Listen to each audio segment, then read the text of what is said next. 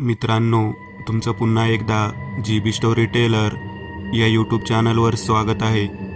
आजच्या आपल्या गोष्टीचं नाव आहे पौर्णिमा, भाग दुसरा. लेखक समीर गाडेकर.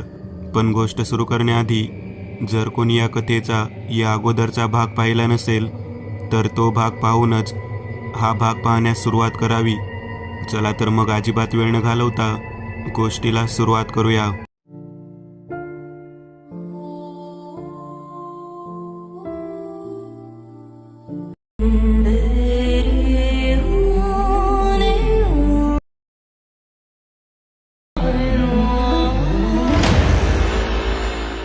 सकाळ झाली. बाजूच्या झाडांवरून पक्ष्यांचे आवाज यायला लागले. गार वारा खिडकीतून आत आला. चांगलंच उजाडलं होतं. अजूनही बेड खाली आडवा पडलेला अजय. त्याला जाग आली. रात्रीचा प्रसंग त्याच्या डोळ्यापुढे उभा राहिला. पण अंतःकरण पिळवटून टाकणारी एक गोष्ट त्याच्या नजरेस पडली होती. त्याबद्दल त्याला आताही खूप वाईट वाटत होतं. रात्री जेव्हा घरातून नानी घराकडे तो जायला निघाला तेव्हा त्याची नजर जनाबाबांच्या खाटेकडे गेली. पण खाट रिकामी होती. जनाबाबा तिथे नव्हता. पण त्यावर जास्त विचार करायला त्याच्याकडे वेळ नसल्याने तो सरळ नानी घराकडे निघाला. जेव्हा त्याने लांडग्याच्या हातात मानवी हात बघितला तेव्हा या प्राण्याने आपल्या राखणदाराचा बळी घेतला हे अजयला पक्क झालं. कारण एवढा अकराळ विक्राळ प्राणी आजूबाजूला असताना खाटेवर झोपलेला व्यक्ती सुरक्षित राहण्याची थोडी सुद्धा शक्यता नव्हती. याचा अर्थ नर लांडग्याने आपल्या राखणदाराला जागी संपवले आणि त्याचेच मांस तो खात छपरावरती बसला होता. हा संशय अजयला पक्का झाला. एक प्रामाणिक माणूस असा आपण मुकलो याची खंत त्याला लागून राहिली. जनाबाबा गेला. त्याचं शरीरही लांडग्याने खाऊन टाकलं. मागे काहीच उरलं नाही. आता गावात कुणी त्याच्याबाबत विचारणा केली तर काय सांगणार. विचाराने डोकं सुन्न झालं. आता आपण या भयान वाड्यात एकटेच राहिलो आहे. या वेदनेने तो कळवळून निघाला. वाडा सोडून निघण्याचा विचार आता त्याने मनाशी पक्का केला. अखेर अजय बेड खालून बाहेर आला. तो जमिनीवर पालखट मांडून बसला. विचाराच्या तंद्रीत तो थोडा वेळ तसाच बसून राहिला. जाग येऊन आता 1 तास झाला होता. अखेर तो उठला. बेड जागेवर लावला. टेबल जागेवर नेऊन ठेवला. त्याचा गळा सुकला होता. स्वयंपाकघरात जाऊन गटागटा पाणी प्यायला. थोडा वेळ ओसरीत जाऊन बसावे म्हणून त्याने आता दरवाजा उघडला आणि समोरील दृश्य पाहून जागेवरच खिळला. डोळे फाडून तो पाहत राहिला. खाटेवर जनाबाबा दोन्ही पाय वरती घेऊन आरामात बसला होता. तो इकडे तिकडे बघत श्वास घेत होता. त्याच्या चेहऱ्यावर शांत निर्विकार भाव होते. बाबा, तुम्ही इथे कसे? अजय चाचरला. काय मालक, थट्टा करताय? अहो, मी या घराचा राखणदार. मी इथे नसणार तर कुठे असणार? आता अजय बावरला. त्याला त्याच्या प्रश्नाची लाज वाटायला लागली. क्षणभर काय बोलावे हे त्याला कळेनासे झाले. पण लगेच त्याने स्वतःला सावरले.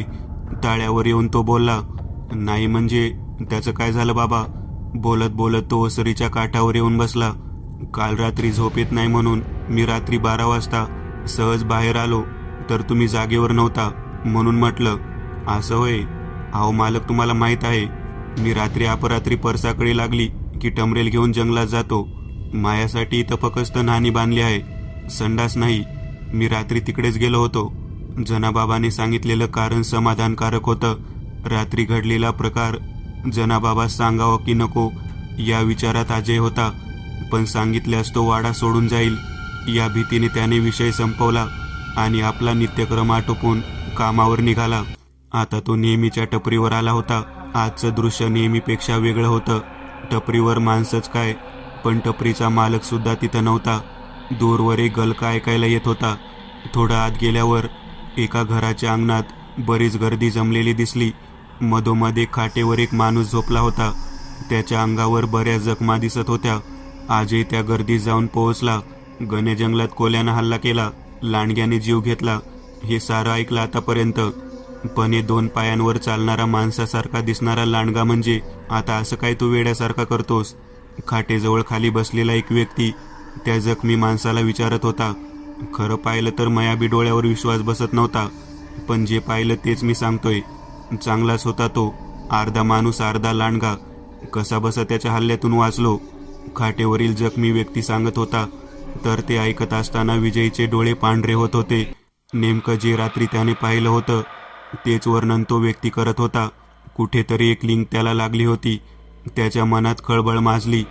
तो अस्वस्थ झाला. तेवढ्यात आता गणपतला खोटं बोलून काही मिळणार नाही. आता गांभीर्याने घ्यावंच लागेल. गर्दीत बसलेले गावचे पाटील बोलले, आता गावावर आलेलं हे संकट टाळण्यासाठी काहीतरी करावंच लागेल. जमलेले लोक कुतूहलाने पाटलांकडे बघायला लागले आणि लागलीच त्या गर्दीचं एका सभेत रूपांतर झालं. कान देऊन लोक पाटील काय म्हणतात ते ऐकायला लागले. गावातली तरणीबाण पोरं सुद्धा इथं जमले आहेत. तर एक शिकार मोहीम हाती घ्यावी लागन. तुम्ही कंदील हत्यारं तयार ठेवा. कुठंतरी हे जनावर मारलंच पाहिजे. मी तर म्हणतो आजच रात्री निघूया. काय म्हणता? तसाच हो हो करत जमावातून एक गलका निर्माण झाला. तरुण मंडळींना स्फुरण चढले. पण आज जाऊन फायदा होणार नाही. हिम्मत करून अजयने तोंडातून शब्द बाहेर काढले. क्षणात त्या जमावात शांतता पसरली. जमलेली मंडळी आवासून जणू तो परग्रहावरून आलेला व्यक्ती असावा या आविर्भावात पाहायला लागले. पाटील स्तब्ध होऊन त्याच्याकडे पाहत राहिले. लोकांच्या नजरेच्या पिंजऱ्यात सापडलेला अजय थोडा बावरला. सुन्न झालेल्या वातावरणात शेवटी पाटलांच्या तोंडून शब्द बाहेर पडले. का फायदा होणार नाही? आपण जर लक्षात घेतलं तर आतापर्यंत झालेले सर्व हल्ले हे पौर्णिमेच्या रात्री झालेले आहेत. तेव्हा ही मोहीम पौर्णिमेलाच उघडलेली बरी. थोडा वेळ पाटील विचारात शांत होते. जमावात शांतता. 4 बुकं शिकल्याचा हा फायदा होते. आपल्या कोणाच्याच लक्षात ही गोष्ट आली नाही. पाटलाने दुजोरा दिला आणि येत्या पौर्णिमेला रात्री शिकारीचा बेट ठरला आणि गर्दी उठली. मनात चलबिचल सुरू असलेला अजय गर्दीतून त्या टपरीवाल्याजवळ जाऊन त्याच्यासोबत चालायला लागला. तसा टपरीवाला अजयकडे पाहून हसला. पण मी काय म्हणतो दादा? हा बोला ना. या माणसाने सांगितलं तसा लांडगा मी पण रात्री माझ्या छतावर बसलेला पाहिला. हो, मी पण बघितला. टपरीवाला झटकन बोलून गेला. काय? अजय चमकला. अहो, माझ्या टपरीवर आला होता चहा घ्यायला आणि तो खळखळून हसायला लागला. काय मालक, 4 बुकं शिकलात म्हणून आम्हा अडाण्याची मजा घेणार का? टपरीवाल्याकडे जास्त बोलून फायदा नाही हे कळून चुकले. बरं झालं आपल्याला काल रात्री आलेला अनुभव आपण 4 लोकांसमोर सांगितला नाही. नाहीतर किती हसं झालं असतं याचा अंदाज त्याला आला आणि अजय चुपचाप कामावरती निघून गेला. तिकडे घराकडे निघालेल्या पाटलांसोबत 4-5 तरुण मुलांचा घोळका सोबत चालला होता. पण पाटील, मी काय म्हणतो, वाड्यावरच्या जनाबाबाला शिकारीचा लय अनुभव आहे. जुना जाणता शिकारी आहे तो. त्याला घेऊया का संग? घोळक्यातला एक पोरगा बोलला. अरे हो, लय कामाची गोष्ट बोलला. पाटलांनी दुजोरा दिला. चला आताच फिक्स करूया. पाटील बोलले आणि घोळका वाड्याकडे निघाला. मुळात काल रात्री गणपा रात्री घरी येत असताना नर लांडग्याने त्याच्यावर हल्ला केला. पण अचानक चंद्र ढगाआड गेल्याने त्याची शक्ती कमी झाली आणि त्याचा प्रहार क्षीण झाला. त्यावेळेत गणपती हल्ल्यातून निसटून जाऊ शकला. पण पुन्हा चंद्र बाहेर आल्यावर त्याने नंतर येणाऱ्या दुसऱ्या वाटसरूवर हल्ला चढवून त्याला ठार केलं होतं. वाड्याच्या दारातून एवढे लोक आत आलेले पाहून जनाबाबा भांबावला. तो दोन्ही पाय वर घेऊन तंबाखू चोळत खाटेवर बसला होता. काय बाबा, काय चाललं? पाटील बोलले. काही नाही मालक, सगळं ठीक. अरे बाबा, तू गावाबाहेर या वाड्यावर राहतो. गावात काय चाललंय काय नाही जरा खबरबात आहे की नाही? हो, त्या लांडग्याने लोक मारलेत हे आलं कानावर माझ्या. अरे वा, खबरबात आहे गड्या. अरे पण आता याचा बंदोबस्त करायला नको. पण यात आपण काय करणार मालक? येत्या पौर्णिमेला शिकारीचा बेट ठरला बघ. तुला यावं लागते. पोरं नवीन आहे तर तुला अनुभव आहे. पण पाटील, या म्हाताऱ्या माणसासनी तुम्ही शिकारीला न्यायले का त्या लांडग्याला माया नैवेद्य चढवायलेत? आता या वयात मी काय कामाचा? तरुण मुलं हसायला लागली. ते काही नाही बाबा, तू अनुभवी आहेस. तुझं मार्गदर्शन लाभते. तुला यावं लागतं. पोरं घ्यायला येतील म्हणत पाटील उठले. मानेने होकार देत त्यांना बाबाने हात जोडले. पाटलांचा शब्द टाळणे जनाबाबाला शक्य नव्हते. पौर्णिमेचा दिवस उगवला. रात्री वाड्यापुढे कंदिलाचे दिवे नाचायला लागले. आपापसातील कुजबूज करण्याचे आवाज वाढले. सशस्त्र जमावाने दरवाजा ठोठावला. पाटील सर्वात पुढे होते. दरवाजा उघडला. जनाबाबा गर्दीत सामील झाला आणि चंद्रप्रकाशात सर्व गर्दी जंगलाकडे रवाना झाली. पौर्णिमा असली तरी जंगलाच्या वाटेवरील झाडांनी गर्द काळोख निर्माण केला होता. त्या भयान वातावरणात सगळे शांतपणे चालत होते. कुणी कुणाशी बोलत नव्हतं. फक्त पायांचे आवाज येत होते. कानोसा घेत, दबकत, घाबरत सर्व घोळका जंगलात फिरत होता. टेहळणी करत होता. काटेकुटे तुडवत होता. मध्येच येणाऱ्या जंगली श्वापदाच्या आवाजाने एका दुसरा घाबरत होता. अखेर सबंध जंगल तुडवून रात्रीचे 2 वाजले. हाताला काहीही लागलं नाही. निराश झालेला जमाव माघारी फिरला. काही जण आम्हाला पाहून लांडगा घाबरला म्हणून फुशारक्या मारत होते. गावाच्या वेशीवर आल्यावर एकाची एक गोष्ट लक्षात आली. जनाबाबा त्यांच्यामध्ये नव्हता. कुजबुज उठली. शंकाग्रस्त चेहरे एकमेकांकडे पाहत होते. तसंही आपण उगाच त्या म्हाताऱ्याला संग घेतलं. कुठं कडमडलं देवास ठाऊक. लांडगा गावला नाही, पण शिकारी मात्र गमावला. एक काम कमी करायला गेलो, दुसरं वाढून आलो. एक जण बोलला, परतला असल वाड्यावर, जाऊ सकाळी. पाटील बोलले आणि जमाव आपल्या घराकडे वळला. सकाळी 7 वाजताच सदा आणि रामा, गावातील 2 तरुणी पोरं वाड्यापुढे हजर झाली. सदाने गळ्यात शेला आणि तोंडात लिंबाची काडी पकडली होती, तर दुसऱ्याने मळकी बनियान आणि चड्डी घालून तो आला होता. जनाबाबा खाटेवर पायाला मोठी पट्टी बांधून बसला होता. अरे काय बाबा, कुठं गायब झाला होता? किती शोधला आम्ही. आणि पायाला काय झालं? काय सांगू दादा, मी आधीच बोललो होतो, म्या म्हातारा माणूस. तरणी बाण माणसं झपाझप पुढे निघाली. मी राहिलो मागं. त्यात डोळ्यानं कमी दिसते. चालता चालता दगडावर ठेच लागून पडलो. पायाला जखम झाली. आता लंगडा पाय घेऊन कुठे मी कामात येणार होतो. मी फिरलो माघारी. दोघांचे चेहरे उतरले. अपराधीपणाचा भाव त्यांच्या चेहऱ्यावर निर्माण झाला आणि त्यांचा राग मावळला. बरं असो, तसंही काही गावलं नाही काल हाताला. घे काळजी घे म्हणत दोघं उठले आणि निघाले. एके दिवशी रात्री घरी आलेला अजय विचारांच्या गर्तेत अडकला होता. काय करावं त्याला सुचेनासं झालं होतं. एक भीतीही मनात घर करून राहिली होती. वाडा सोडून जाण्याचा विचार त्याच्या मनात खेळत होता. जंगलात शिकार करणारा लांडगा रात्री वाड्यावर येऊन भक्षण करत असतो हे त्याला नक्की झालं होतं. आतापर्यंत 5-6 बळी गेले होते. चुकून कधी आपण त्याच्या तावडीत सापडलो तर, हा विचार त्याला हादरवून गेला. पण त्या मजबूत वाड्यात दारं खिडक्या बंद करून झोपल्यास आपण सुरक्षित राहतो याची त्याला जाणीव झाली होती. त्याने वाडा सोडण्याचा विचार सोडला. ओसरीत भिंतीला टेकून तो आडवा झाला आणि घडलेल्या घटनेचा विचार सविस्तर करायला लागला. अगदी पहिल्या घटनेपासून सर्व प्रसंग त्याच्या डोळ्यापुढे तरळत होते. विचारात तो मग्न झाला. शिकारीत काही हाती लागलं नाही. जनाबाबाला मात्र जखम झाली हे त्याला कळले. शिकारीचा प्रसंग होऊन आता 2 दिवस उलटले होते. विचार करताना सबंध वाड्यावर त्याची नजर फिरत होती. तो नरलांडगा आपल्या वाड्यावर येऊन का बसत असेल? काय संबंध? या विचाराने डोकं सुन्न झालं होतं. उत्तर शोधायचा प्रयत्न करत होता, पण काही स्पष्ट होत नव्हतं. इतक्यात अचानक त्याची नजर अंगणात गेली. त्याला काहीतरी दिसलं. डोक्यात विचाराचं चक्र फिरायला लागलं. काहीतरी विचार करावयास भाग पाडणारं असं त्याला दिसलं होतं. त्याच्या डोक्यात शंकेने घर केलं. तो उठला, आत गेला. खुर्ची टेबल जवळ ओढून त्याने एक वही उघडली. तो काहीतरी लिहायला लागला. आठवायला लागला. पुन्हा लिहायला लागला. सर्व घटना तो क्रमवार लावत होता. ओसरीत बसला असता त्याची नजर बाबांकडे गेली. 2 दिवसांपूर्वी पायाला असलेली पट्टी त्याने काढली होती. त्या ठिकाणी कुठल्याही जखमेचे उरण दिसत नव्हते. एका शंकेने त्याच्या मनात जागा घेतली. सर्व घटना तो आठवायला लागला. घडलेल्या घटनेतील सर्व संशय त्याने लिहून काढले. ज्या दिवशी छपरावर नरलांडगा दिसला त्या दिवशी जनाबाबा संडासला गेला होता. पण आधीच्या घटनेच्या वेळी लांडग्याने जनाबाबाला इजा का पोहोचवली नाही? तेव्हा तो कुठे होता? त्याच्यावर हल्ला का झाला नाही? जुना जाणता शिकारी असून तो लांडग्याच्या शिकारीवर जाण्यासाठी सुरुवातीला आडेओढे का घेत होता? शिकारीला गेलेला जनाबाबा अर्ध्यातून परत का आला? त्याच्या पायाला झालेली जखम 2 दिवसात संपूर्णतः कशी भरली? गावात कधीही न जाणारा जनाबाबा त्याला लांडग्याच्या हल्ल्याविषयी कळले कसे? आपणही कधी सांगितलं नाही. आजही आता जनाबाबांकडे संशयाने पाहू लागला.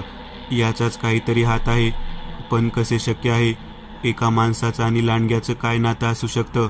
एवढं सगळं होऊनही का या माणसाला काही फरक पडत का नाही? शंका कुशंकांनी आजयचं डोकं भनानून उठलं. थोडी भीती वाटत होती. त्याने आधी स्वतःला शांत करण्याचा प्रयत्न केला. या प्रकरणाचा सोक्षमोक्ष लावायचाच असा निर्धार त्याने केला आणि येत्या पौर्णिमेची तो वाट पाहू लागला. पौर्णिमेचा दिवस उजाडला. रात्री जेवण झाल्यावर आजय वाड्याबाहेर पडला. काही अर्जंट काम आहे म्हणून जातोय, सकाळीच घरी येईल असं जनाबाबाला सांगून तो बाहेर आला. रस्त्यावर शुकशुकाट होता. चिटपाखरूही दिसत नव्हतं. आधीच हेरून ठेवलेल्या वाड्याहून थोडे दूर असणाऱ्या झाडावरती तो चढला. आज आभाळ स्वच्छ होतं. चांदण्यांनी भरून आलं होतं. त्याने वेळ घालवायला म्हणून मोबाईल सोबत आणलेला होता. त्या झाडावरून वाड्यातील संपूर्ण दृश्य दिसत होतं. तो आता 12 वाजण्याची वाट बघायला लागला. त्याचं लक्ष वाड्याकडेच लागून राहिलेलं होतं. नजर हटत नव्हती. पाहता पाहता 12 वाजले. वाड्यात हालचाल झाली. आजय सावध झाला. जनाबाबा आता उठून बसला होता. थोडा वेळ तो बसून होता. त्याने इकडे तिकडे बघितले. एक वेळ वाड्याच्या मुख्य खोलीकडे बघितले. तो सावकाश उठला. नानी घराजवळ गेला. तिथे पाण्याने भरून ठेवलेला रांजण होता. फळीवर ठेवलेलं टमरेल त्याने घेतलं. ते पाण्याने भरलं आणि हळूच दरवाजा उघडून तो बाहेर आला. पुन्हा दरवाजा लावून वाड्याच्या मागे गेला.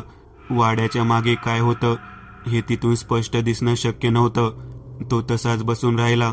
पण मनात निर्माण झालेल्या शंकेला कुठेतरी दुजोरा मिळाला होता. कामात यश मिळत होतं. तो थोडा आनंदी पण थोडा घाबरला होता. पाहता पाहता 1 तास गेला. संडासला गेलेला जनाबाबा अजून परतला नाही. आजयचा संशय आता आणखी घट्ट होत चालला होता. थोडा वेळ गेला. तेवढ्यात गावच्या बाहेर दूरवर जंगलात जाणाऱ्या रस्त्यावर एक काळी आकृती उमटली. काळजात धस झाले. त्याने मोबाईल खिशात ठेवला. झाडाची एक जाडजूड फांदी दोन्ही हाताने घट्ट पकडली. त्या फांदीवर तो पोटावर ओनवा झोपला. हृदयाने धडधडण्याचा वेग वाढवण्यास जराही उशीर केला नाही. निश्चित पडून तो त्या दिशेने पाहत होता.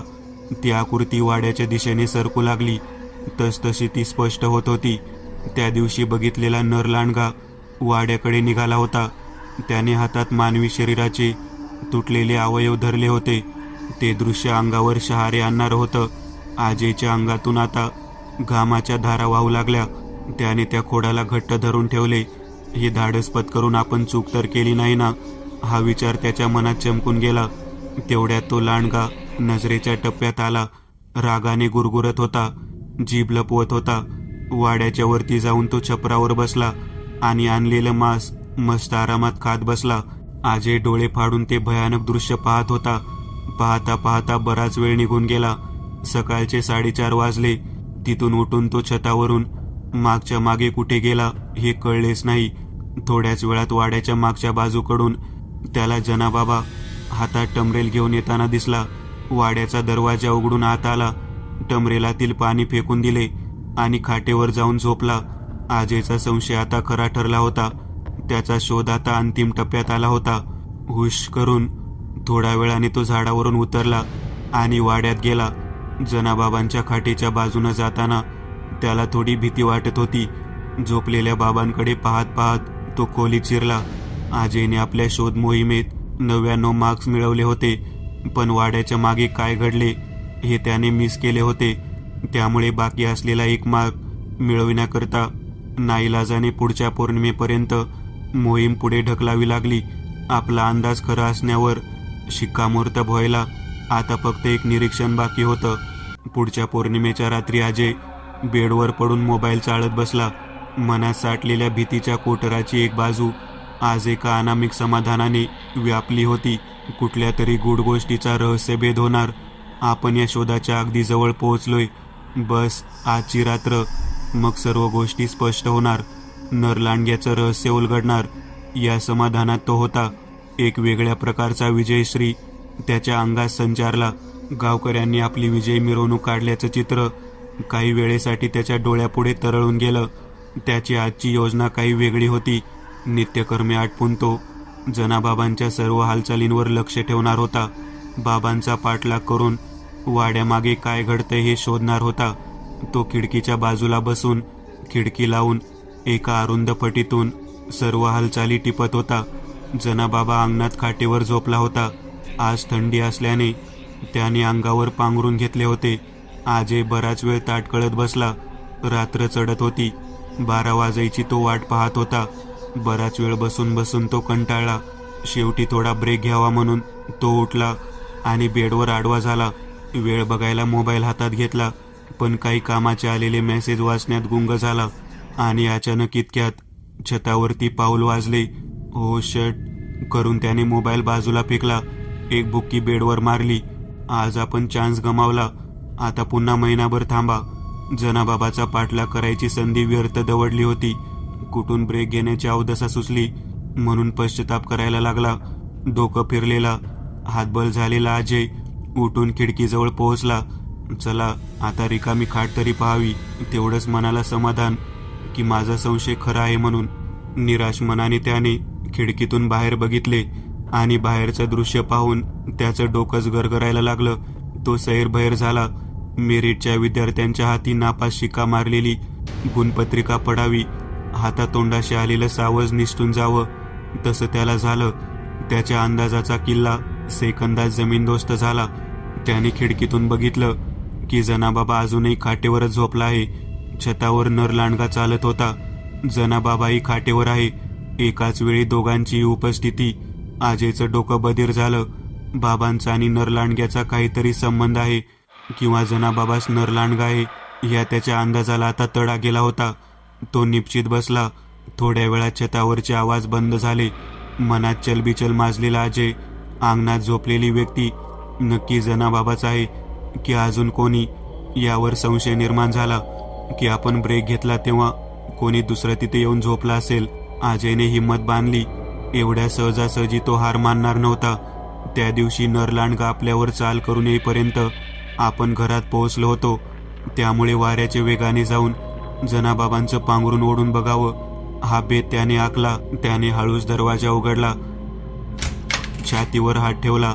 हृदय धडधडायला लागलं होतं, पण आता माघार नाही म्हणून तो चपळाईने चालत खाटेपर्यंत गेला आणि बाबांच्या अंगावरची चादर ओढणार.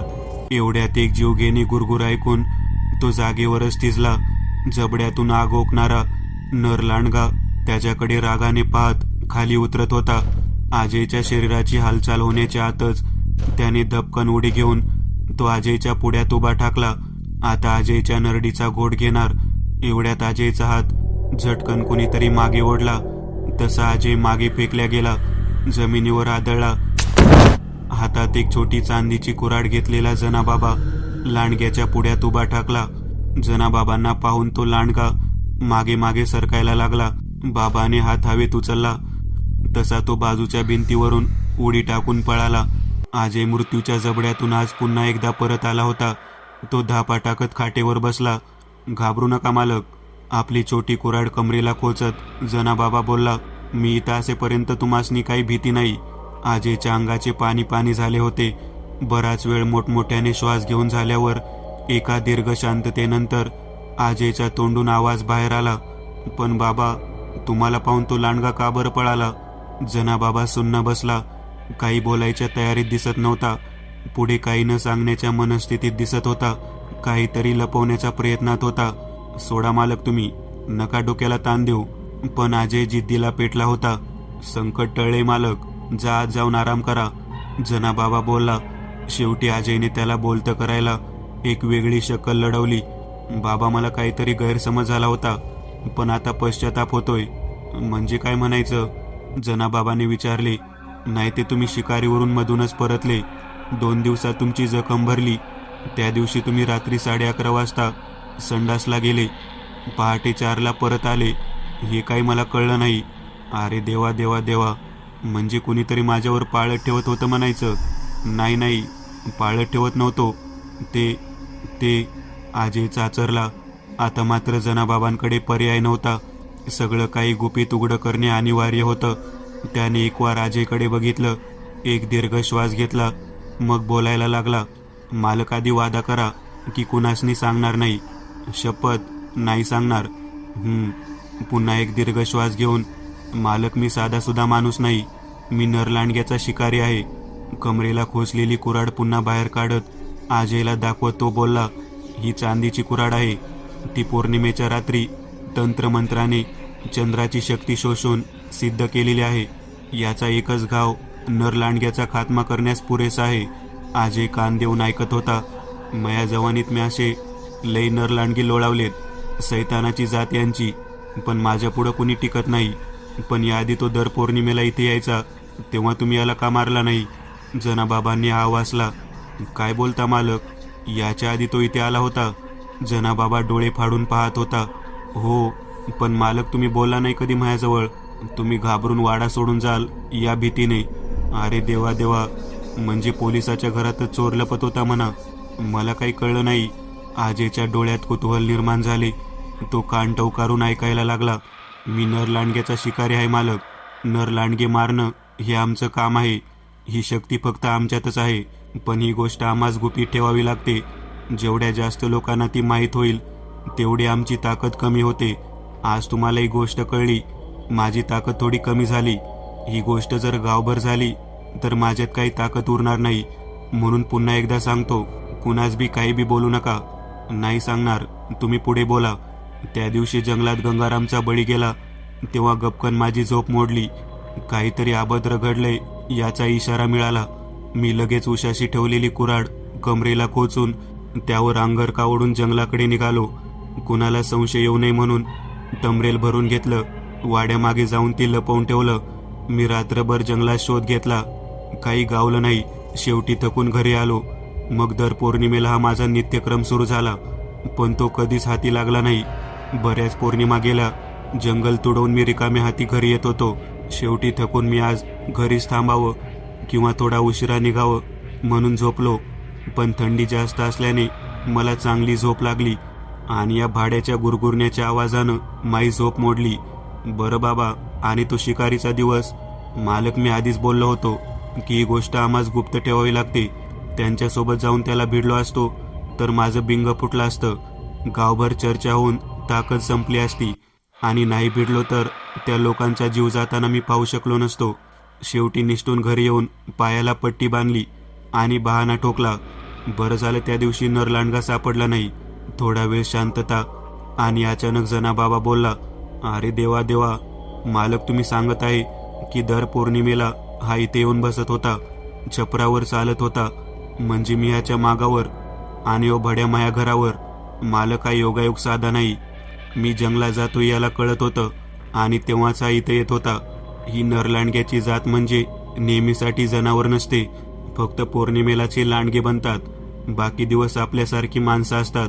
याचा अर्थ आपल्या किंवा तुमच्या ओळखीतलाच कोणीतरी नरलांडगा आहे आणि तुमच्या मागावर आहे. तुमच्या जीवाला धोका आहे हे सगळं विचार करून चाललेलं आहे. कोणीतरी डाव साधतोय. सावध व्हायला पाहिजे. हा नरलांडगा चालाक आहे. अजयचा चेहरा उतरला. पण आता काय करू? अजय खिन्न स्वरात व्यक्त झाला. थोडा वेळ विचार करत जनाबाबा बोलला. तुम्ही घाबरू नका, मी सांगतो तसं करा. आणि दोघांनी मिळून पुढील योजना आखली.